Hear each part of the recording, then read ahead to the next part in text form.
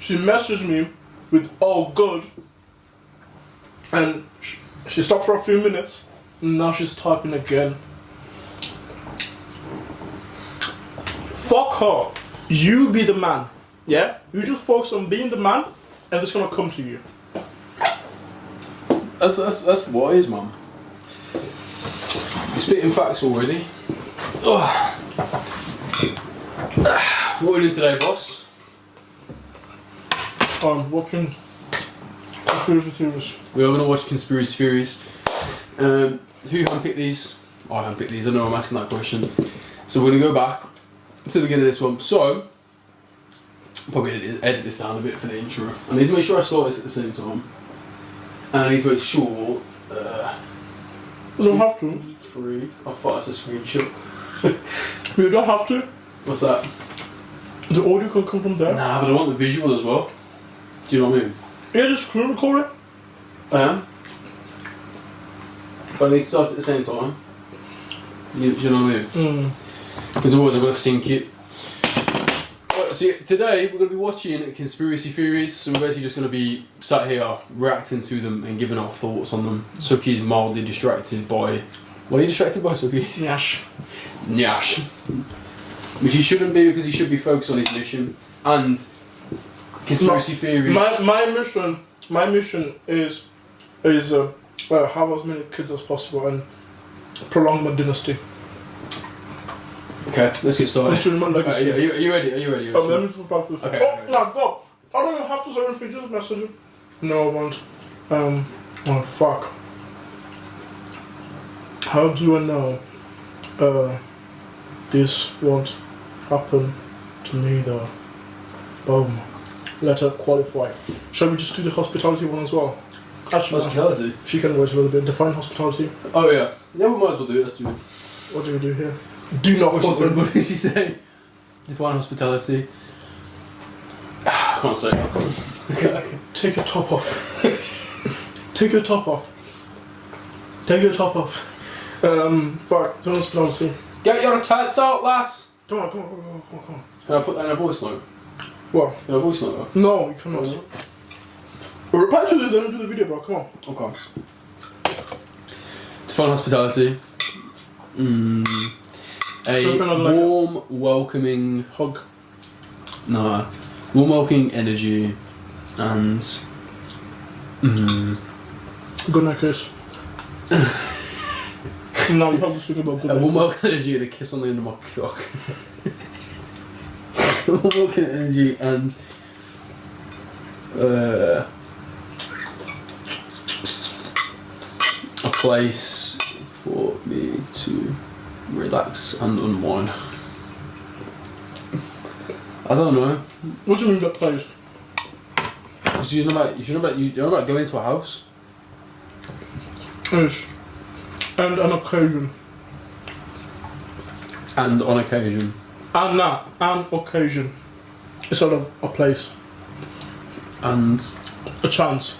A chance for me. Oh, okay. That changes the meaning of it a little bit. And then here we put an eggplant emoji. No. Why not? No chance. That's right. And a chance for me to just relax and unwind. Then we're like, can you do this? Oh, fucking hell. Oh, Jesus. Should be like, oh, can I expect that from you? Cream of rice recipe. Request it in the comments and I'll give it. And at the end, a good night kiss. I need that. Yeah, man, that's adorable. Yeah. Nah, I wouldn't actually put that. Okay. Can I get that from you? Let's make it real form. Imagine eating a meal that tastes like dessert and yet gets you training results. Alright, let's go. I'm ready. No more. What are you eating? Rice, chicken and broccoli. No. Anyway. Right. Wait. Oh my god. What? I need to stop this. Right, 2 seconds. Imagine, yeah. Right, it's starting now. Imagine we're about like reacting to this and we just both sit there in silence and just eat. was your relevant experience? Now, the Great Pyramid of Giza is probably the most stunning of all these ancient structures. And the stones are immense, and some of them were cut from a quarry that's hundreds of miles away. How do you think they did that? Well, some of them, the granite in the Great Pyramid comes from more than 500 miles to the south. If you look at the famous King's Chamber, its walls and its roof are, the ceiling of the King's Chamber are all made with gigantic granite blocks. Stunning detail. Stunning detail. Those blocks on the on the roof of the King's Chamber weigh 70 tons each. Now, Egyptologists will tell you that, they could move heavy blocks because they put them on wet sand and they push them along on wet sand. Well, maybe if you're just at ground level, that will do. But when you're 350 feet above the ground, as you are in the King's Chamber, that won't do at all. I don't know how they did it. All I know is they did it. I don't think anybody knows how they did it, how they lifted those stones, how they brought them up to that level. I think we're looking, again, at a lost technology. And it was this ancient apocalypse 12,800 years ago that wiped that from the human memory banks almost completely, not entirely completely because there were survivors, but removed most of it. Randall will tell you, sea level rise, it creates a powerful high energy zone. Anything that was existing on those flooded coastlines has just been pounded to hell. I mean, talk about it, Randall. That's been pounded. No, immediately. I'm going to learn about here as well. Peter Moretti, enjoy life simply. Moretti! Alright, so... I mean, it's going to be a lot more energetic than now. I mean, imagine your sea level rising at 3 or 4 times, at least, faster than we've seen rise in the last century. And within there, juxtaposed are these episodes of very rapid sea level rise. So you're talking about a very energetic intertidal zone. And anything that's there, short of large megalithic blocks, is going to be utterly obliterated by the time the process is through. And I think that this is one of the things that, the archaeologists and the prehistorians, people are looking at that, have failed to take into account the severity of these events we're talking about. Because the question always is, where are the artifacts? Where's the pottery? Where is the evidence that this civilization existed? And I have 2 responses to that. One, not to me. You don't realize the extent of the total remodeling of this planetary surface that took place. Because, I mean, we could get into some of the stuff here. I have tons of images where I think maybe we'll get a chance to pull up a couple of really awesome drone footage here before we're done. But once you begin to wrap your head around this, you go, really? It's like, imagine that you drop an atomic bomb on a city and it completely obliterates it. And then a short while later, you drop another one on the same place. What's going to be left? And then 10,000 years, 20,000 years goes by. What are you going to find? What are you going to look for?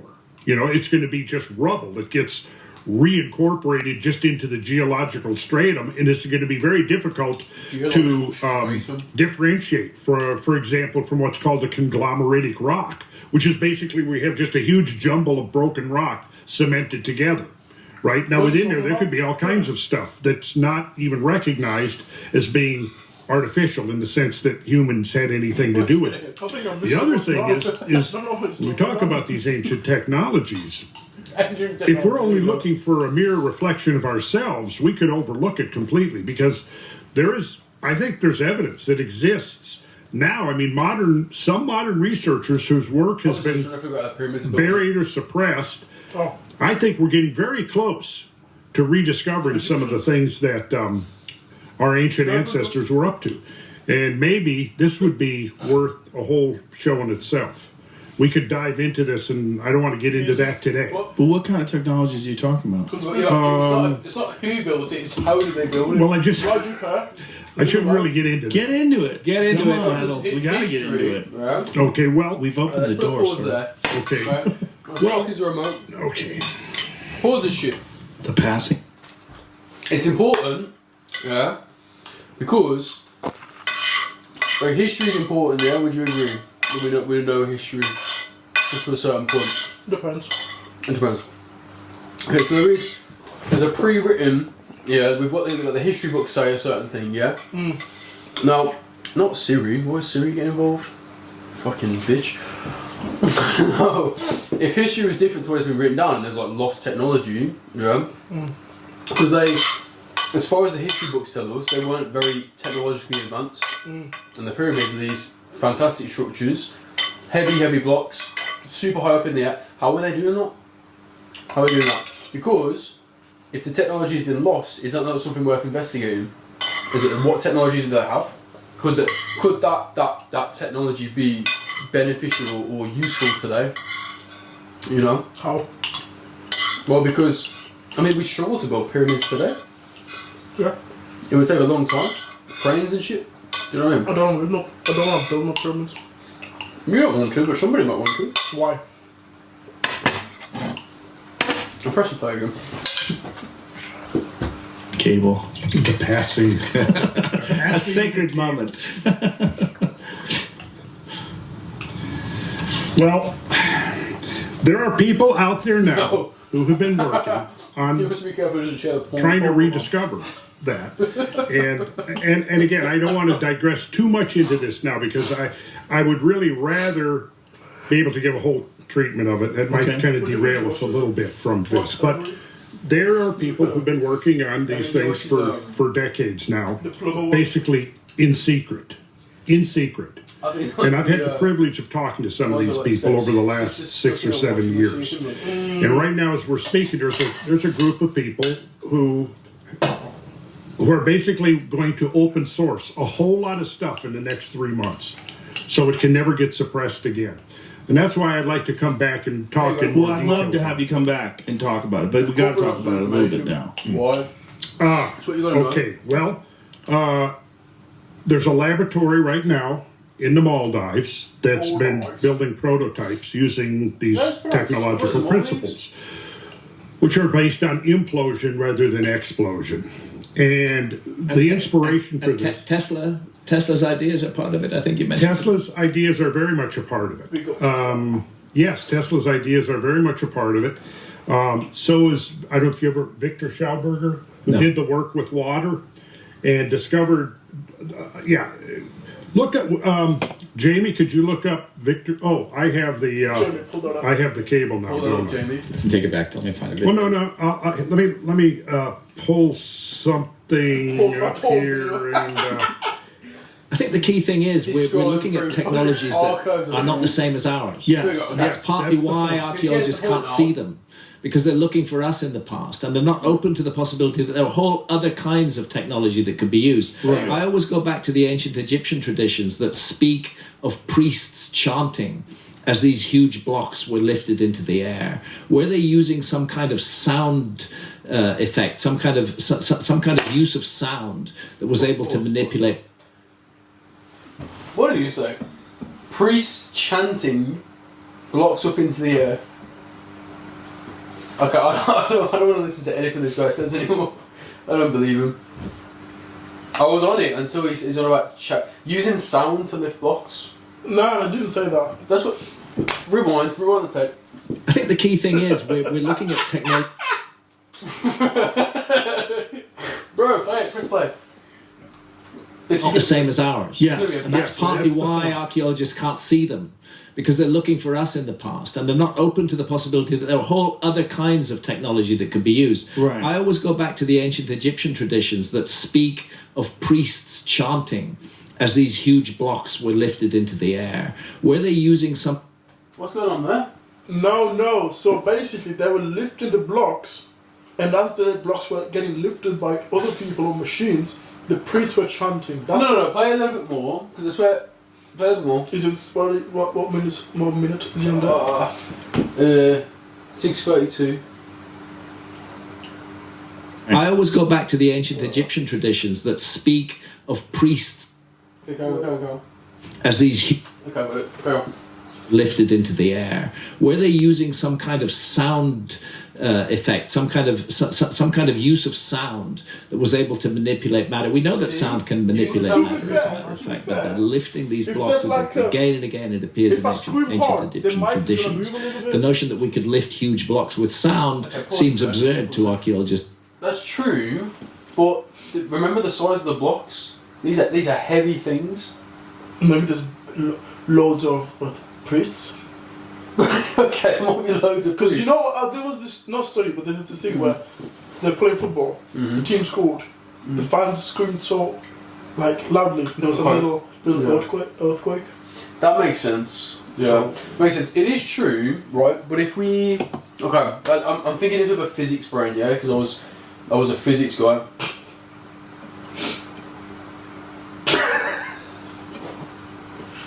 The amount of sound energy, required to actually maybe create movement or to move like a block. What is the force required to lift the huge blocks they were talking about? What is the force required? I mean, for example, I'm a brick shit house. Yeah.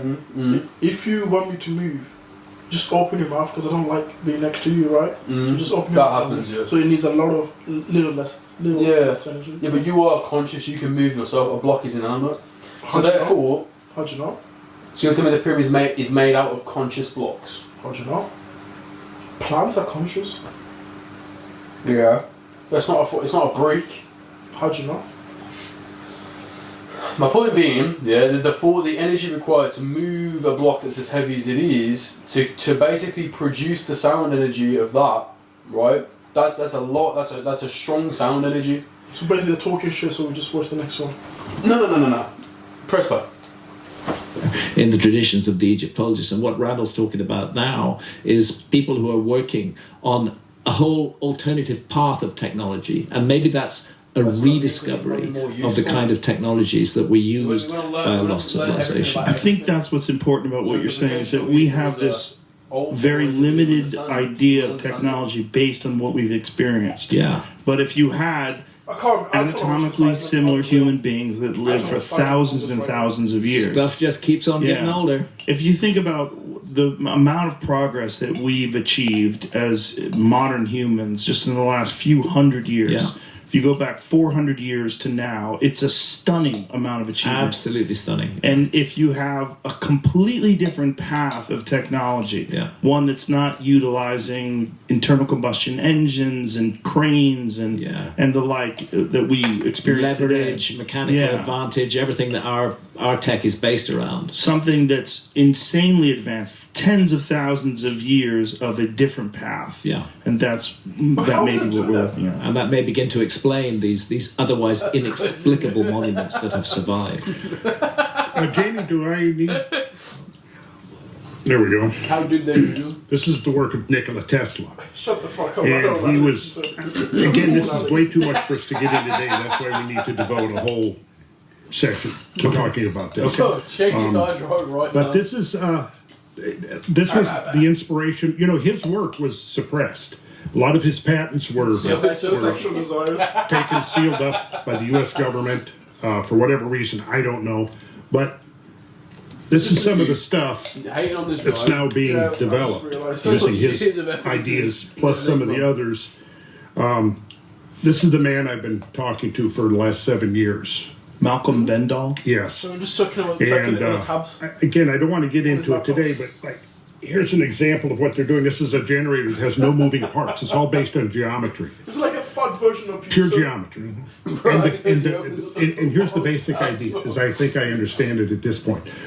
Resonance frequencies. Everything vibrates. Have you ever, like if we had an electric razor, we plugged it in, turned it on, set it on this table, it's going to move around, isn't it? Have you seen that? Yeah. That's the beginning of the concept because it's vibrating. Everything vibrates at a frequency, and if you know that frequency, you can control things. And I think that's the basic idea of what we're looking at here. And it's all based upon the ancient numbers. And they're developing technologies right now, and they have been.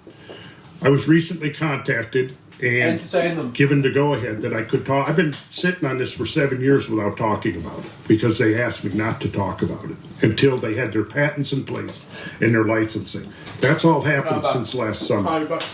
So we're now free to talk about it. So that's what I'm saying. I think it would be a good idea to get me back on it. We can look at it. I'm going to lay this on Graham so he can look at it too, because I really want to get Graham's feedback on this. I mean, would it be fair to say that there's an element of a rediscovery of a technology? I think it would be fair to say that, yes. And so through somehow through this technology, they're able to move stones or cut stones or all the above? All the above. And even transport them? The What was all this? Well, this is the model. And this is diagramming all the frequencies of the elements and what their vibrational frequencies are and the numbers that measure those frequencies. And they're all the numbers we get from looking at these ancient traditions that recur over and over and over again, that I've been talking about in my sacred geometry classes for decades without knowing what the final result was going to be. So this inventor who's working with this small group contacted me, and this is what he told me. He said, you built the foundation. He said, you laid the foundation with your work on ancient geometry, and I built a house on top of it.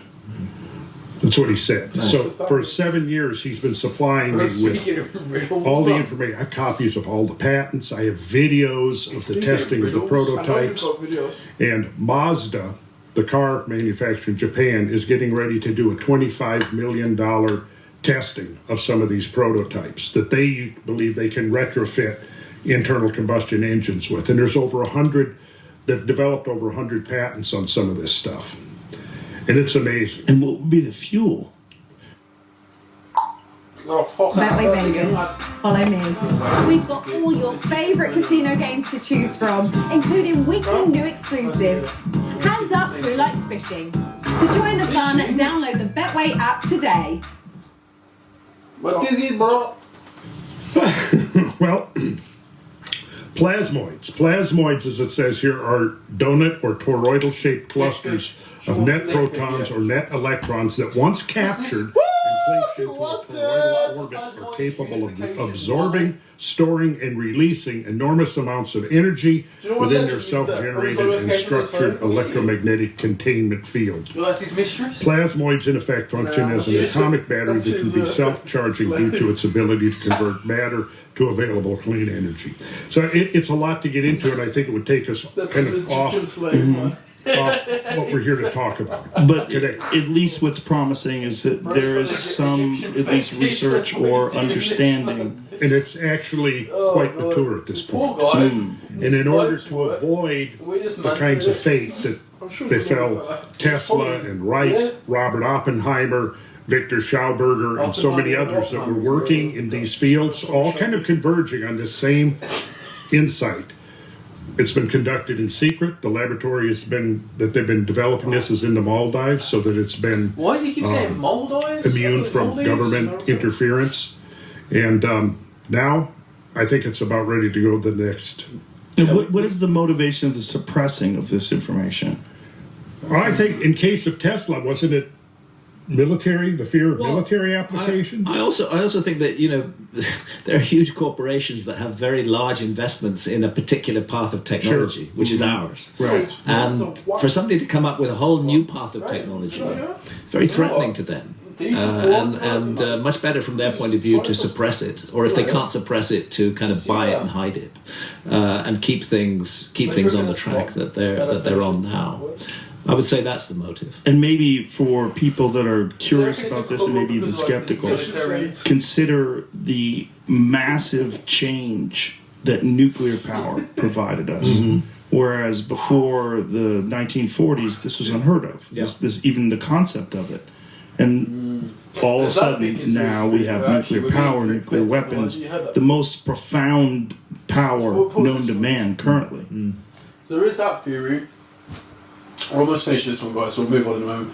But there is that theory that we're actually being drip-fed technology, and there's a reason. Like the powers that be, they've already got a cure for cancer. They've already solved nuclear fusion. Bro, don't do this to me. No, and then basically they're being drip-fed because, well, what is the motive? We don't know. What's the point of life then? It's to control the populace. Kill yourself. Okay, press play. It's a power for use by adults, but unfortunately it's delinquent children who are leading our world right now. The leaders of our planet, the politicians out there, God, you're still watching they're your just real complete arseholes. I can't think of any of them who I feel any respect for whatsoever. And it's they who are in charge of this frightening, terrifying technology. We just aren't mature enough as a civilization to manage technology like that. You have to get that level of maturity. Approach. Okay, right. So that's the first one. Gary Brecker, man, is Something like that. No. Ah! What happened? You should move on. Stop! Sure you want to lick the creamy yoghurt from every last inch of lid, but you can't. What will the kids think? Perhaps they'll draw pictures of me and show their parents. Let me read the chat again. Just tell you what they think. Let me read the chat. Muller, love every bit. The only living things in the entire universe. The observable universe is about 90. Oh, Brev, pause it. Chopped and disgusted. Pause what? Oh, Yeah, it's already paused.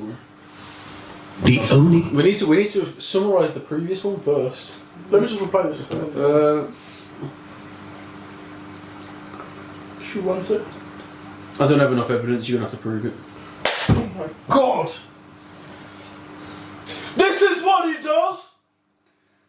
See, I spoke loud and he vibrated. Ooh. Yeah, because have you seen when people sing and they can break a glass? It's because the frequency of your voice matches the resonance of the glass, something like that. No. And if it vibrates at the right level, the brass. In terms of evidence, right, I do have a little bit because we went on 2 dates together. So, and she's relaxing and unwinding. She's like chill. You don't have enough. Just don't have enough evidence. 2 dates. That's a sample size of 2n. 2n is a low sample size. We need a high n. I'm talking statistics now. Okay. When you look good and you've got the wrist master. I don't know if I'll go that far. I don't know. So anyway, basically they reckon pyramids. At least the hypothesis there is that it was some kind of sound technology. What do you think about that, man? Brain fuck. I don't think the pyramids exist. I think the pyramids are psyop, you know. Yeah, I was gonna say, but we stole the line. Fuck. I don't give a fuck. Should we get into the next one? Okay. Right, 3, 2, 1. Okay. Oh shit, we're not full screen. Fuck. Let's just start. Where's the volume? Only living thing. Wait, oh my god. Okay, wait. 2 6, 2 6, 2 6. Oh, I'm not even recording. Fuck's sake. Right, good 2 6. Did you record the first one? No, I recorded the first one. Right. Okay. 3, 2, 1, go. Things in the entire universe. The observable universe is about 90 billion light years in diameter.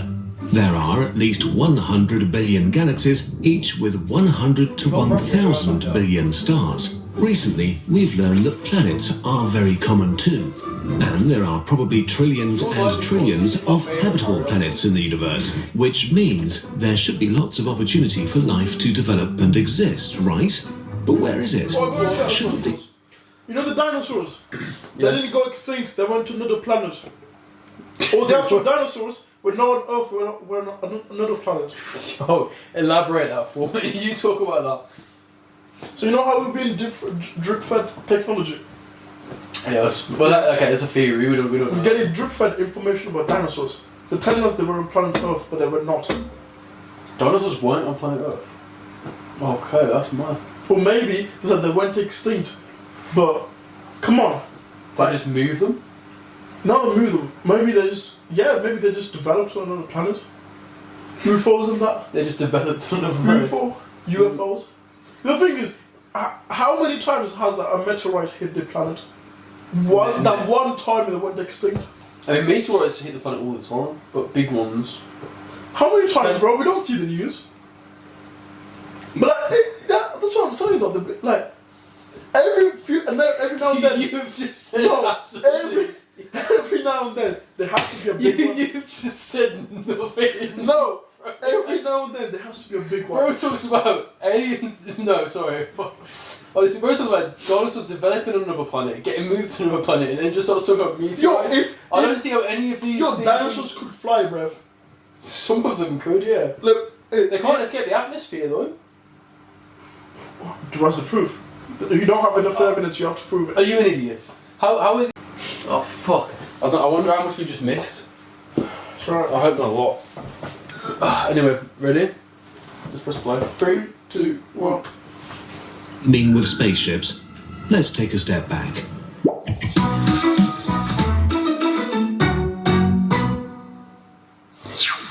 Even if there are alien civilizations in other galaxies, there's no way we'll ever know about them. Basically, everything outside of our direct galactic neighborhood, the so-called local group, is pretty much out of our reach forever because of the expansion of the universe. Even if we had really fast spaceships, it would literally take billions of years to reach these places, traveling through the emptiest areas in the universe. So let's focus on the Milky Way. The Milky Way is our home galaxy. It consists of up to 400 billion. So actually moving through the space, it takes forever, or it's wormholes. Have you seen the wormhole theory? I'm going to do this live, man. Are you ready for this? I'm going in. I need some paper. Shut up. What if I put this in now? What would happen? Should I do it? You have it. What vinegar are there? I don't have them. Oh, I don't have them. Oh, that's fine. Yeah, make me shit, bro. So. I can't use. Right, 2 seconds. Right, entertain them while I'm gone. What did 50 do when he was hungry? 58.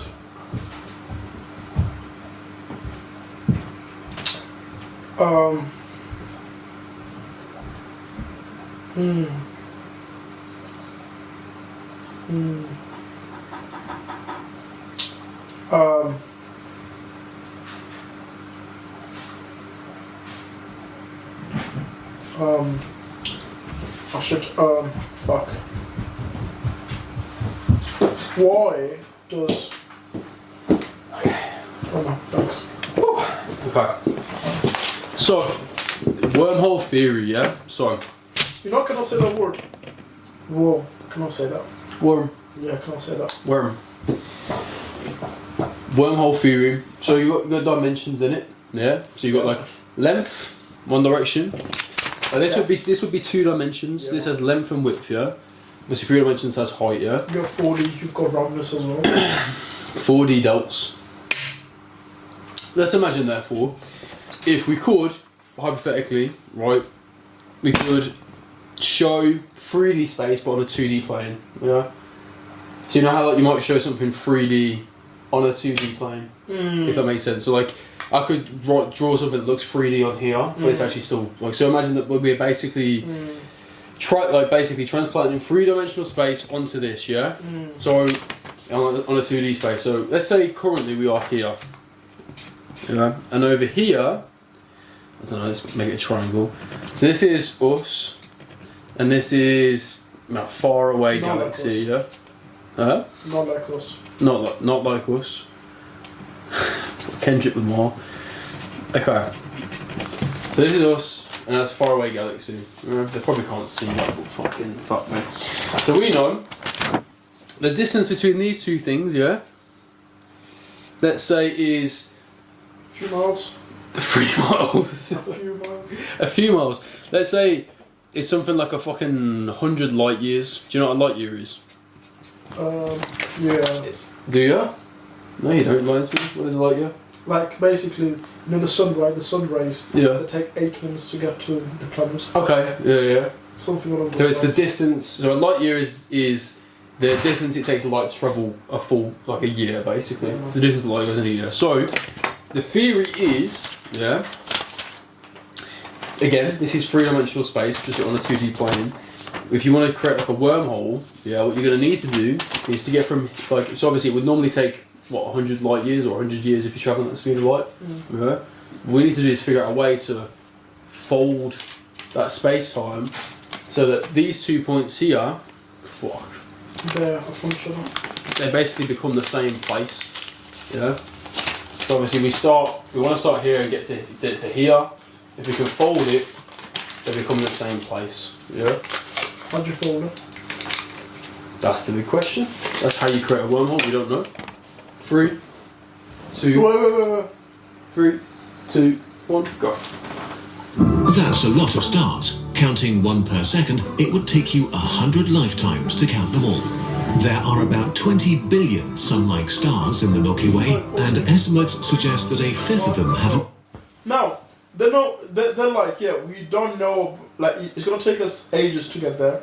How the fuck do I know that there's this many stars and this many galaxies and this many planets? The fuck? How? Well, you can always see them, can't you? Do they count? They said there's gonna take like 100 lifetimes to count them. How do they know then? Probably mathematical model. Probably like, they look at one area of space and say, there's about this many stars here. Yeah, but there's 1.1 billion people in India. That doesn't mean for the same surface area there's going to be the same amount of people in other countries, is it? It's a very good point. It's a very good point. It's an estimation, yeah? 3, 2, 1, go. And in its habitable zone, the area with conditions that enable life to exist. If only 0.1% of those planets harbored life, there would be 1 million planets with life in the Milky Way. But wait, there's more. The Milky Way is about 13 billion years old. In the beginning, it would not have been a good place for life because things exploded a lot. But after 1 to 2 billion years, the first habitable planets were born. Earth is only 4 billion years old, so there have probably been trillions of chances for life to develop on other planets in the past. If only a single one of them had developed into a space-traveling super-civilization, we would have noticed by now. What would such a civilization look like? There are 3 categories. A Type 1 civilization would be able to access the whole energy available on its planet. In case you're wondering, we're currently around 0.73 on the scale, and we should reach Type 1 sometime in the next couple of hundred years. Type 2 would be a civilization capable of harnessing all of the energy of its home star. This would require some serious science fiction, but it is doable in principle. Concepts like the Dyson sphere, a giant complex surrounding the sun, would be conceivable.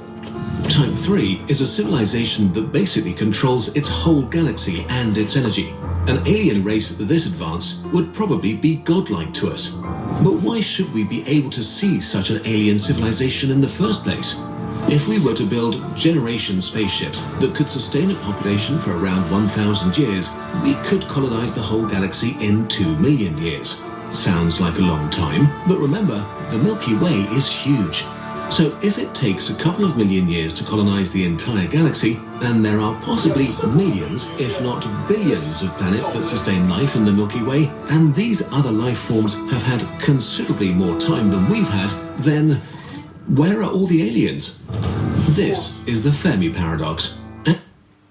What's your theories before we get into... You know what? It's sad. Because even if we do colonize and find the aliens, I'm going to be dead by then, so I don't give a fuck anymore. How do you know? I don't want to live until 2 million years. I do. That's depressing as fuck. I do. 60 years old, if I'm gone, go to the I'm killing myself. I think I'm talking shit, bro. 60, 70, I'm gone. That's wild. What about if you could live forever, though? Would you not take it? It's an interesting concept, you know, because a lot of people... But do I get old, or do I just keep getting better and better and better? Better and better and better? Older, yeah. You keep your youth. Too many heartbreaks, though.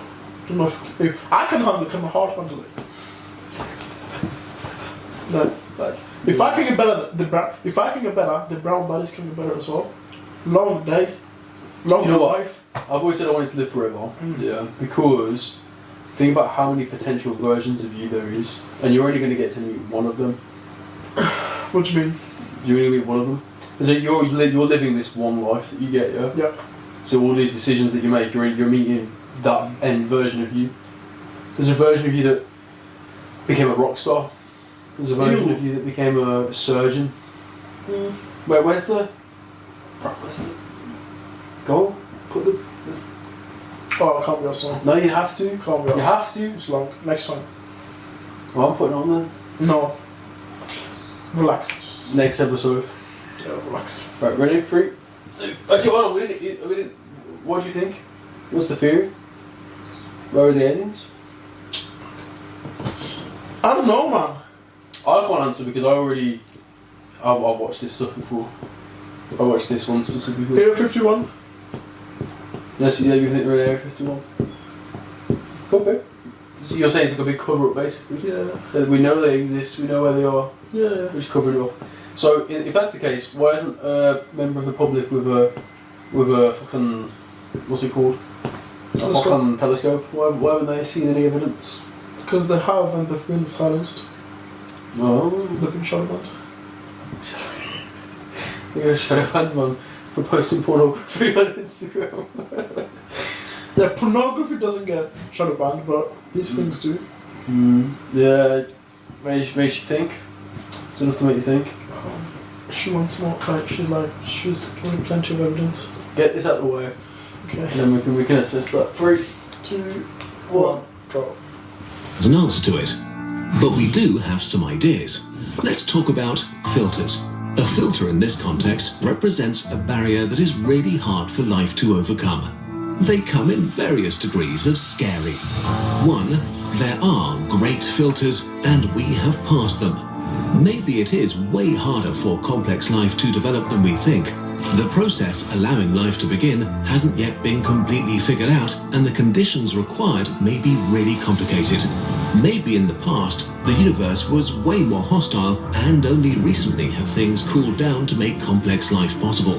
This would also mean that we may be unique, or at least one of the first, if not the first, civilization in the entire universe. 2, there are great filters, and they are ahead of us. This one would be really, really bad.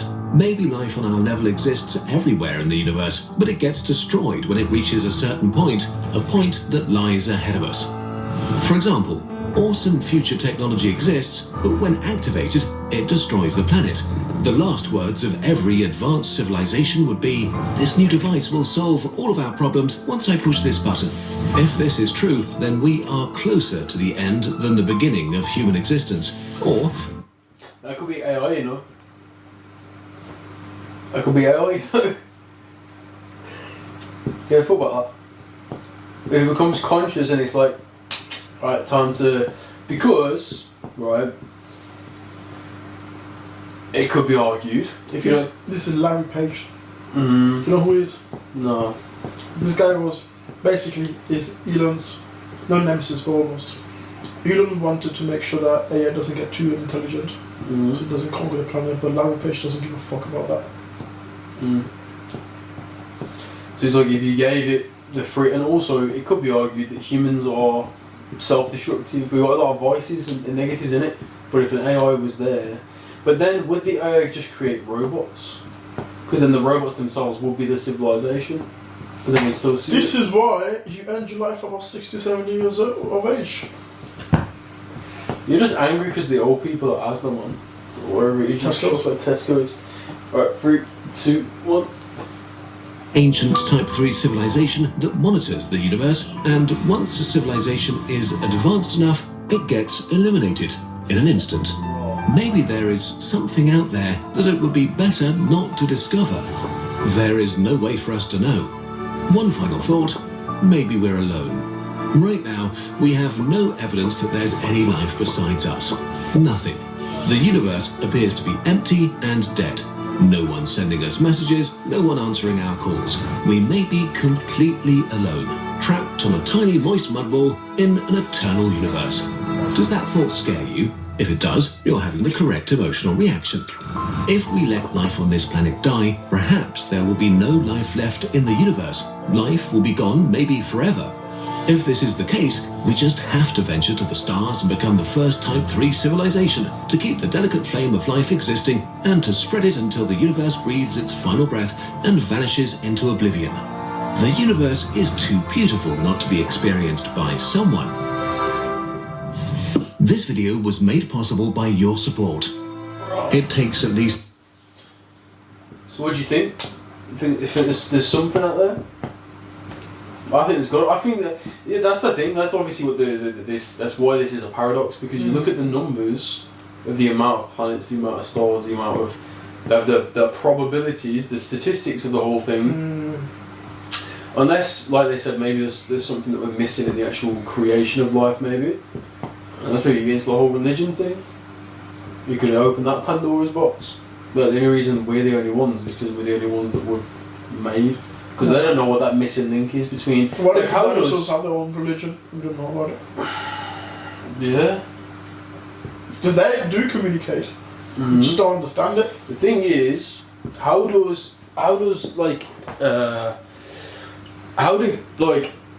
atoms, chemicals, compounds, how does that become life? Well, how does that happen? Do you think you're smart enough to answer that question?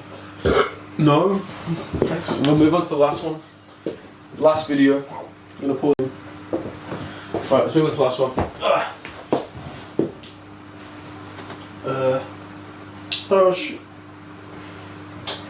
She wants more, like, she's like, give me enough evidence, she's like analysing it back to me. What, she wants you to analyse it back to her? The evidence, the 2 dates. Bro. Tell her she's... Let's get this to 12 minutes away and we can assess. You don't want me to win? I do. It's To make one of our videos and right. Tell me you're ready. Right. 3, 2, oh shit, hold on. 3, 2, 1, go. Wrong. There is no Elvis Presley, and there never was. This rock and roll icon's name is actually Elvis Presley. Now, of course that's not true. His name is Elvis Presley, but the earth-shattering feeling you just experienced is what some might call the Mandela Effect. And you're gonna want to buckle up. The Mandela Effect is a real phenomenon described as when a group of people adamantly believe an incident or experience occurred that never did. Scientists at the University of Chicago... Suki losing his virginity. That never occurred, but he believes in his mind that it did. 3, 2, 1. Mandela Effect as, quote, an internet phenomenon describing shared and consistent false memories for specific icons in popular culture.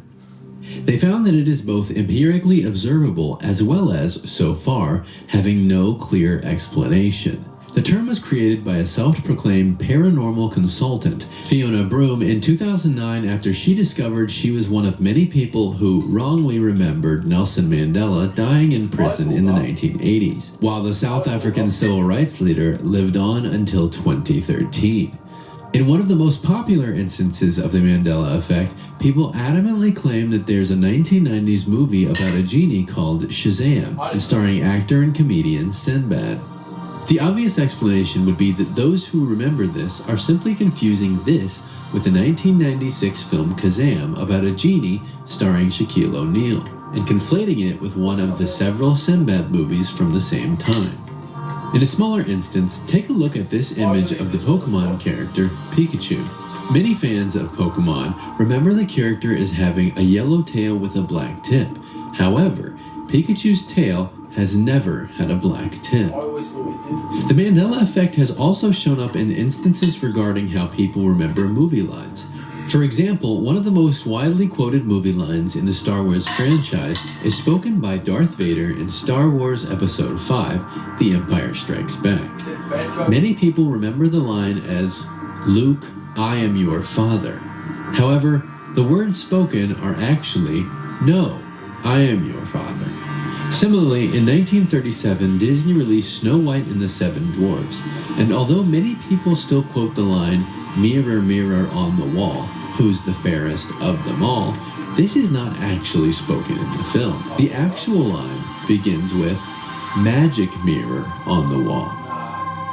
Now, I must mention that I too have personally experienced this phenomenon.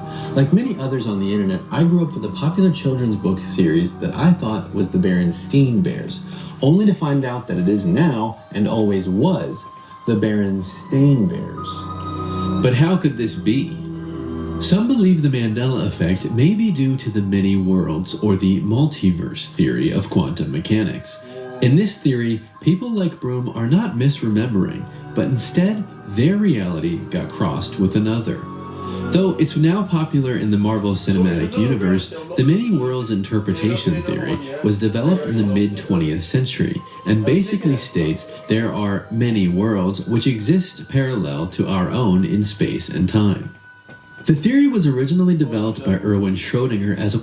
Is there any like things that you would wish to erase? That you'd move into another universe for? What? Is there any things you'd want to erase? From a life or just like... So you could move into like another universe where you never did something? Oh, whoa, whoa! Do you have anything? Yeah. As I think about it, what do you mean? No! No. What? I can't say anything without giving it away, actually. Say it, then believe it. I can't. Just in case. Why? Miss it in the editing. No. Okay, I'll act it out over here. You ready? Oh, okay.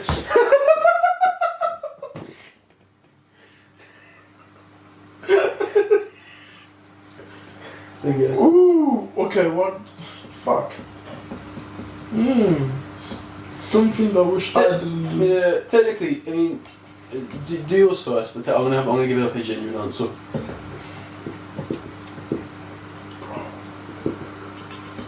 Something that I did that we shouldn't do. Fuck. I don't know.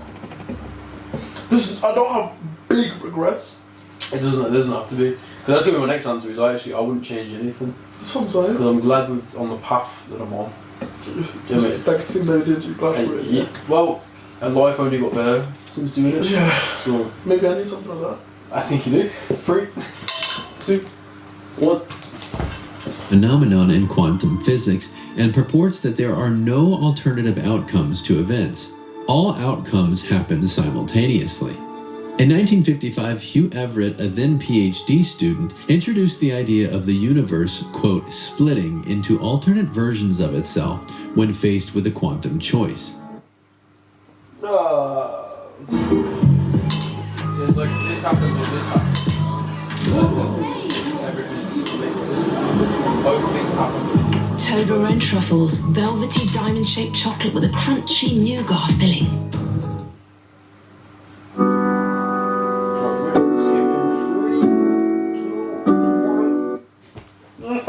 Each possible outcome of a choice creates a new universe, and these universes are identical up until the moment where the event is triggered. It might go without saying, but just in case, quantum physicists in the 1950s developed the many worlds interpretation theory to explain experiments in quantum physics, and not the Mandela Effect. But by this logic, both timelines, the one where Mandela died in prison and the one where he lived until 2013, exist, but in separate realities. Those who remember one reality but find it didn't actually happen are not misremembering. They may have lived in one universe and somehow switched into another. Or reality itself has shifted. But since there's no Doctor Strange or Green Goblin in the real world, how and why might our realities be shifting so wildly? A popular explanation for how realities are shifting involves CERN, the European Organization for Nuclear Research. Some believe that CERN is conducting experiments that have caused us to enter an alternate reality, and their Large Hadron Collider is at the center of this conspiracy. The Large Hadron Collider, which opened in 2008 and was recently turned back on in July of 2022 after a hiatus, is... Yeah, I always thought that, yeah. So that particle accelerator, basically they're just fucking accelerating these particles and smashing them into each other. They didn't know what was going to happen when they did that. It could have ended really, really badly. You know what I mean? They just did that because they were like, yeah, why not? Let's find out what happens. Fuck around and find out. Yeah, fuck around and find out, but we could have found out badly. And they do these things and they push the envelope. That could have, like, killed everything. You know? Freak. Powerful particle accelerator, and was created to help scientists better understand the structure and building blocks of the universe. This idea has gained traction on TikTok, where a supposed whistleblower has gone viral making claims such as, quote, CERN is opening parallel dimensions that, causes the change in climate. It has long been the topic of fear and conspiracy, but when it was announced it would be going back online, some conspiracy theorists and fans of Netflix hit sci-fi comedy musical show Stranger Things spread rumors that it would open a portal to an alternate universe. As more conspiracy theorists have started discussing CERN's work on TikTok, CERN particle physicist Claire Nellist has taken to responding to some and sharing more about her work with the Large Hadron Collider. I've seen a lot of videos going viral making claims about CERN, and when I see that, it tells me we need to communicate even further because they're getting informed by the conspiracy theories they hear. But not everyone believes we're living out the plot of Marvel's Phase 4 or 5. I don't know. I can't keep track anymore. Some people have a more technological approach and think we're actually living out the plot of the freaking Matrix. As explained in a video that I also made, and is, in my opinion, worth a watch, some believe that reality as we know it is simply just a simulation, and that we are either being controlled or confined by other beings. This scientific theory can be traced back to a seminal paper about the simulation argument from 2003 by Nick Bostrom, but the theory was widely introduced to many people by the 1999 science fiction movie, The Matrix. The concept of a simulation even has its roots in ancient works like Plato's cave allegory or Zhuangzhou's butterfly dream. If there were an error in the simulation and the programmers fixed it, it could lead to false memories, offering a possible explanation for the Mandela Effect. As is theorized, a simulation might be created to see how we might react to certain situations, and alternatively, the mistake could actually be on purpose, as our programmers might hope to make us suspicious to see how we might react to that. Essentially, any awareness of a simulation could in fact be part of the simulation itself. What makes many of these theories compelling is that although you cannot prove them, you also cannot definitely disprove them. The biggest flaw in the idea that the Mandela Effect is caused by the many worlds interpretation is that the theory only works along the understood lines of quantum physics if information cannot be transferred across worlds. So for the same reason the idea seems plausible, it must also be rejected. As for CERN's work with the Large Hadron Collider, the board of the International Mandela Effect Conference has said CERN is just as valid of a theory as any other at this point. However, one of its members has also noted that the, quote, earliest Mandela effects were happening long before CERN's Large Hadron Collider fired up. In response to conspiracy claims, a spokesman for CERN said, quote, CERN's research captures the imagination of lots of people, which is why CERN has been featured in a lot of science fiction books, even movies around the world. But excluding the idea that we might be living out the plot of the Multiverse of Madness, Stranger Things, The Matrix, or any number of the Cars movies, there are possibly real-world explanations.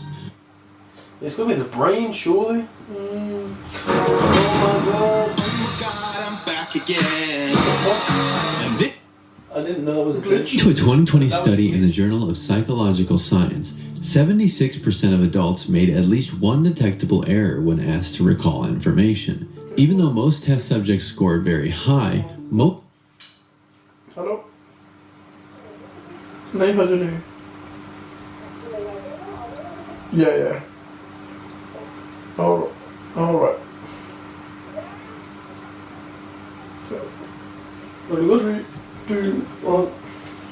Brains are still capable of making even a small mistake. Some believe that the Mandela Effect is the result of our brain reconsolidating memories. MRI research has shown that memories are stored in our brains nearby to similar memories. Caitlin Amott, a neuroscientist, explains, quote, memories are organized in the brain so that similar memories are stored in nearby neurons. When a memory is yeah, because, right, think about what percentage of people in prison, yeah, are actually innocent. There's an actual statistic for that out there, yeah. And this Mandela Effect, which obviously multiple people think the same thing really happened, and like it could be like in a public place or there's a crime that went down, yeah. Obviously, you're relying on the memory of the witnesses, but memory is not a perfect recollection. The way you asked the question as well. So yeah. there was this the fact, with this in psychology, the effect of like language or natural verbs that they use and how affect memory. So they're like car going against, I think cars hitting each other. Use different verbs, hitting, smashing, crashing and shit. And depending on the verb they use, the speed that the participants gave of what the cars changed. Yeah. Yeah. It's almost like a suggestive, like, if you say the right thing, you can get somebody to be like, yeah, that happened. Even if necessary. Such as when you had the car crash, the woman behind was like, oh, they were doing 30 miles an hour. No, I just did 40 miles an hour. Check the fucking thing, you bitch. Cells are able to change their connection, which allows for the addition of new information. But because neurons that fire together wire together, sometimes false memories can emerge from erroneous connections. For example, if you learn that Alexander Hamilton was a founding father at the same time you learn that he was not president, but other founding fathers were, you are more likely to misremember that Alexander Hamilton was president, because neurons fired when asked about Hamilton were also fired when asked about presidents. A popular example of this could be found in the case of Nelson Mandela's death. In 1977, another anti-apartheid activist, Steve Biko, did die while imprisoned. Both Biko and Mandela were leaders with similar achievements. It is therefore possible that people who remember Mandela dying in prison have actually just woven the memories of these men together. Additionally, the internet might be participatory in a certain amount of suggestibility. According to Amo, suggestibility is the tendency to believe what others suggest to be true.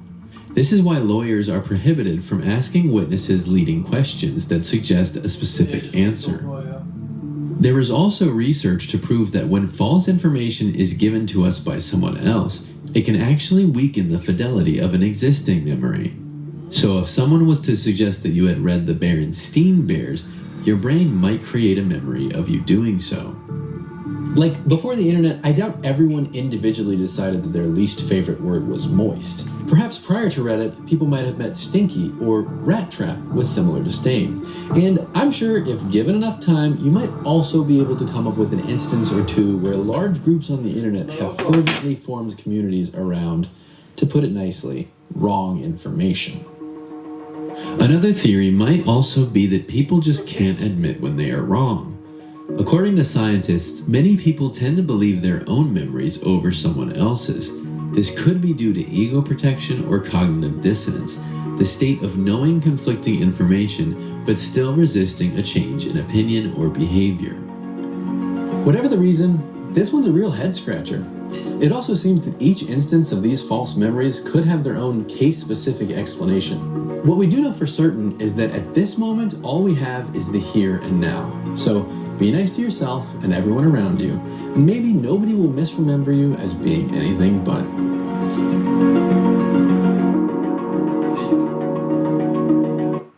Nice one. Rocco. So I suppose the mystery of Sucky's virginity continues, man. Yeah, man. You know what? We end it here? You know what? I'm a virgin. I think you are. Yeah. I think that's true. I'm clean. Well, there was that one time actually. Huh? There was that one time, wasn't there? No. No, I think there was, man. Never happened anything. I think there might have been, I man. don't have anything. I do. Oh, this way when you... No. Oh. No. That did happen, yeah. Oh.